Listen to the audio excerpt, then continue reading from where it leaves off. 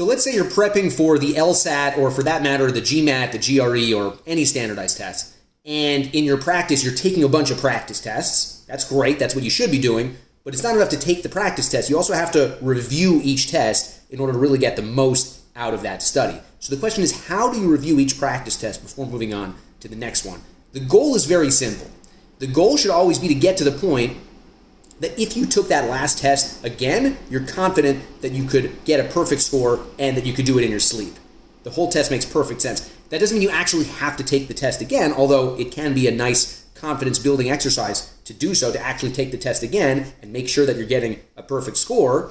It can also be a good metric to make sure that you're actually internalizing the material well, but at the very least, you want to get to the point that you would get a perfect score if you took that test again. And I'm going to share with you how to do that in a second, but it's very important to realize that you get so much more out of thoroughly mastering one practice test that way than superficially working through 9 or 10 or even more practice tests. Because I've seen a lot of people just kind of blaze through practice tests, not really study their mistakes too much, not internalize the material, and they never really get better. Because in order to really get better at these questions on these tests, you need to really rewire the way that you're reading the questions. And in order to get that kind of ingraining into your mind, it really requires some repetitive review. So that means for all the questions that you had trouble with, that means either the questions you got wrong, or not just that, the questions that maybe you got right, but you were not 100% sure of. Every single one of those questions, you want to go through them and you want to get to the point of clarity where it clicks, where you can see, now I see why B is wrong, and I see why A is a better answer and how I could have figured that out. That's exactly what I do with all my students. That's what we do in my video courses, is we go through all the questions, we master every single question,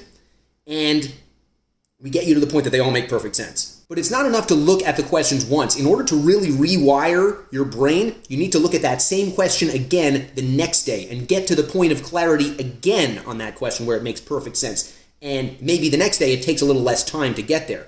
And then you need to do it again the next day, and it'll get even quicker. It'll make more sense even faster. Once you do it 3 or 4 days in a row, and you get to the point that if I wake you up in the middle of the night and show you this question, you could be like, oh yeah, of course it's B. Yeah, in 10 seconds, it makes perfect sense.